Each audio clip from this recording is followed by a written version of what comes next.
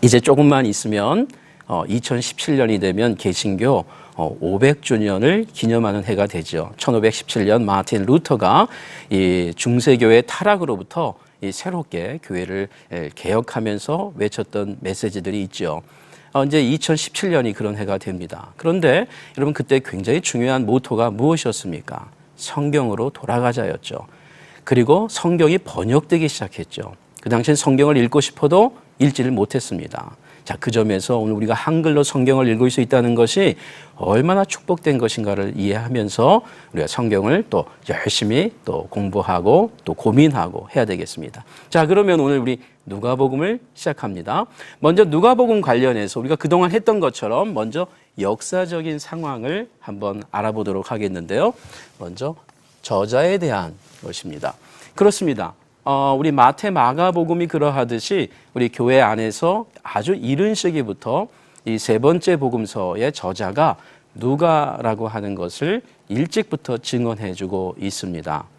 이 누가복음의 저자인 누가는 우리 성경을 보면 이 골로새서 4장 14절과 디모데후서 4장 11절 그리고 빌레몬서 24절에 이 바울과 아주 밀접한 관계에 있었던 동역자인 것을 알게 됩니다. 특별히 성경에서는 그의 직업을 소개해주고 있는데 사랑받는 의원 누가 이렇게 소개하고 있죠. 즉 내과 의사였던 것을 알게 됩니다. 또한 우리가 이 누가는 이른 시기부터 우리 초대교회의 이 속사도와 교부들의 증언에 따르면 그가 이 바울과 함께 동역한 것으로 소개하면서 함께 여행을 한 것으로 소개를 하고 있죠. 우리가 이렇게 얘기할 수 있습니다. 마가복음은 이 베드로와 관련해서 많은 깊은 관계가 있었던 것을 우리가 살펴보았죠. 그 점에서 마가복음은 마가가 기록했으면서도 이 베드로의 이 사도로서의 그 전승을 많이 갖고 있는, 그래서 어떻게 보면은 이 베드로의 이 복음이다라고까지 말할 수 있는 그러한 초대교회 증언이 있고요. 반면에 누가복음은 이 바울과 함께 일찍부터 선교 여행에 참여했던 이 누가에 의해서 쓰여진 복음서는 어찌 보면 이 바울에 따른 복음이라고 할 수 있는 그 많은 가르침과 전승들을 갖고 있다. 이렇게도 혹자들은 또 학자들은 이야기를 하곤 합니다. 우리 누가와 관련해서 우리가 조금 특별한 것 중에 하나는 이 복음서 저자 가운데에서 또 하나의 의미 있는 이 신약 성경을 기록했다는 것이죠. 그래서 이 누가복음과 함께 사도행전의 저자이기도 합니다. 그래서 학자들은 이렇게 앞에 연결점을 갖고 쓰곤 합니다. 왜냐하면 이것이 처음부터 한 권으로 기록된 것이기 때문입니다. 그러니까 한 권으로 된 두 상하라고 여러분이 이해하시면 좋겠습니다. 사도행전의 처음 1장 1절을 보시면 내가 먼저 쓴 글에는 하고 나오죠. 그 먼저 쓴 글이 바로 누가복음을 의미하는 겁니다. 그래서 실제로 학계에서는 또 이걸 줄여서 복음과 이 사도를 줄여서 이 누가행전, 영어에서도 이렇게 Luke Acts 라고 기록할 만큼 이런 용어들을 사용하고 있습니다. 우리 시청자분께서 기억하실 것은 누가복음과 사도행전이 한 권으로 된, 그리고 저자 같은 누가에 의해서 기록된 문서라고 하는 것을 꼭 기억하실 필요가 있다는 겁니다. 자, 그렇다면 이게 무슨 의미가 있습니까?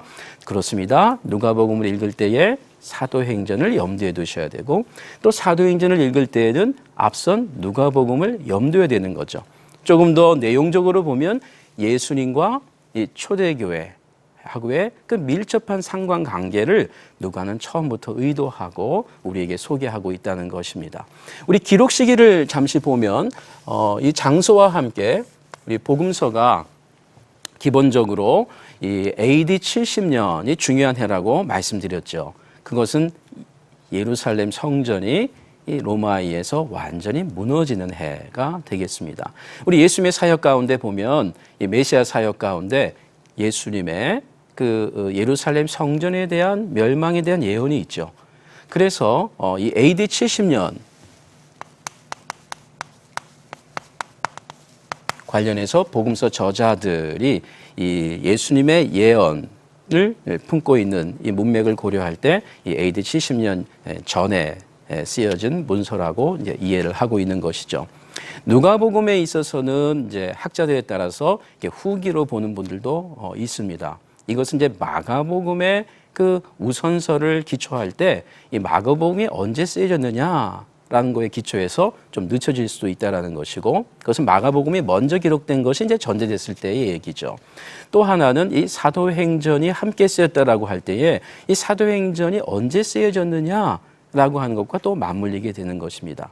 자, 우리는 이 마가복음 우선서를 전제할 때에도 50년까지 보는 분들도 있고, 또 마가복음이 먼저 쓰여지지 않았을 것도 여전히 학문적 가능성으로 있다라고 하는 것을 우리가 또 염두에 둘 필요가 있습니다. 자, 이런 좀 어렵고 복잡한 내용이긴 하지만 우리는 사도행전과 함께 그 마지막 28장의 기록이 이 바울의 그 죽음과 함께 끝나게 될 수밖에 없는데, 사도행전은 바울의 죽음을 우리에게 소개하고 있지는 않죠. 그의 순교가 우리에게 소개되고 있지는 않습니다. 그러니까 사도행전 28장의 문맥을 보시면 AD 60 약 2년경입니다. 그래서 이 바울이 순교하기 직전까지의 상황을 기록한 걸 봤을 때 바울이 순교하기 직전이라고 볼 수 있는 그 역사적 가능성을 또 염두에 두는 것이죠. 그랬을 때에 AD 70년 이전이라고 하는 것이 역시 가능성이 있고요. 또는 그 후에 이미 순교를 했지만 그것을 일부러 기록하지 않고 있다라고 해서 또 후기까지 볼 수 있는 가능성은 또 열려 있는 것이기도 합니다. 장소와 관련해서 사실 이 누가복음과 관련해서 말이죠. 사도행전을 포함해서인데 일단 학자들의 그 공통된 입장은 최소한 팔레스타인 안에서는 기록되지 않았을 것으로 이렇게 보고 있죠. 그런 점에서 장소는 굉장히 많이 넓혀져 있습니다. 어떤 혹자는 팔레스타인 아닐지라도 이제 가이사랴로 보는 분들도 물론 있고요. 또 아시아, 소아시아, 에베소, 또 아가야 지역. 그러나 가장 많은 이 우선권을 갖고 있는 후보 장소로는 이 로마로 보고 있습니다. 그 이유는 이 누가와 관련해서 이 바울의 마지막 그 상과 관련해서 누가가 함께했을 어떤 그런 상황들, 그리고 누가가 복음서 저작 가운데 어찌 보면 신약 저작 가운데 유일한 이방인입니다. 다시 말하면 히브리인, 즉 유대인이 아닌 사람입니다. 그 점에서 이 누가복음은 이 마태복음과 달리 1차적으로 유대 그리스도인들을 염두에 뒀다기보다는 이 비유대 그리스도인들을 염두에 둔 복음서로도 또 우리가 기억할 필요가 있습니다. 자, 장소와 관련해서는 일단 이 로마를 중심으로 한 팔레스타인 이외의 지역을 우리가 생각할 수가 있겠습니다. 기록 목적입니다. 우리가 복음서를 읽다 보면 이 공통적인 내용이 훨씬 많다라고 말씀드렸죠. 우리가 각 복음서의 특징이 있습니다만 그 복음서들마다의 그 공유점들이 훨씬 많다는 것, 이거 굉장히 중요한 내용입니다. 왜냐하면 이 복음서는 무엇보다도 이 예수 그리스도가 누구신가, 그리고 그분을 우리에게 소개하는 데 있어서 다소 기록된 시기와 위치와 또 상황들이 차이가 있었음에도 불구하고 너무 유사하고 공통적인 메시지가 많다는 것을 그동안 너무 간과해 왔다는 것이죠. 그 점에서 훨씬 이 공통 분모가 많은 복음의 메시지, 이걸 우리가 기억을 해야 됩니다. 그 점에서 누가복음의 기록 목적도 다른 복음서와 유사하게 1차적으로 그 당시에 이 흩어져 있는, 또 팔레스타인 안에 있는, 바깥에 있는 이 예수를, 나사렛 예수를, 십자가에 못 박힌 예수를 메시아와 그리스도, 이 주님으로 믿고 있는 이 성도들에게 이 위로와 격려를 하기 위한 것입니다. 이 목회적인 목적이 가장 중요한 것을 우리가 기억을 해야 합니다. 그러면서 각 복음서의 특징들이 좀 있을 것입니다. 자, 그랬을 때 우리는 누가복음의 매우 독특한 시작을 주목하셔야 됩니다. 여러분, 누가복음 1장 1절에서 4절을 보시기 바랍니다. 제가 한번 읽어보겠습니다. 우리 중에 이루어진 사실에 대하여 처음부터 목격자와 말씀의 일꾼된 자들이 전하여준 그대로 내력을 저술하려고 붓을 든 사람이 많은지라. 그 모든 일을 근원부터 자세히 미루어 살핀 나도 데오빌로 각하에게 차례대로 써보내는 것이 좋은 줄 알았노니 이는 각하가 알고 있는 바를 더 확실하게 함이로라. 자, 여기서 보면은 이 누가복음의 첫 시작은 다른 복음서와 달리 아주 잘 짜여진 서문으로 시작을 합니다. 1절부터 4절까지의 내용이지만 사실 이 헬라어 원어에 보면 한 문장으로 되어 있습니다. 그 가운데 오늘 우리가 주목할 것은 3절에 있는 내용이죠.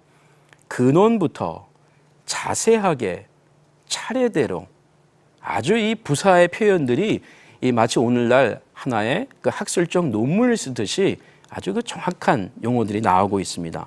이 치밀함, 저자로서의 치밀함이 나와 있죠. 아마 이렇게 글을 쓰면 다 좋은 점수를 학교에서 맞이할 수 있을 것입니다. 근데 여러분 4절에 보시면 확실하게 하려 함이로라, 더 확실하게 하려 함이로라 라는 말이 있죠. 사실 이 확실함이라는 말이 이 서문의 마지막 헬라어 단어입니다. 이 서문은 말이죠, 1세기에 그레코 로만, 이 헬라 로마의 역사 서술에 들어있는 그 서문과 매우 유사한 형식을 그대로 갖고 있습니다. 그래서 적잖은 학자들은 이 누가복음과 사도행전이 마치 그레코 로만의 이 역사 서술문, 서문으로 보고 있는 것이죠.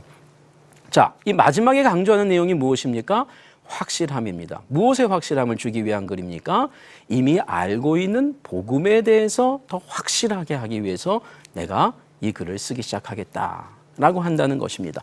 그런 점에서 우리가 모든 복음서도 그렇지만 또 우리 신약 성경의 다른 서신들도 그렇습니다만 이것은 이미 믿고 있는 성도들에게 자신이 믿고 있는 진리를 더 확실하게 하기 위함입니다.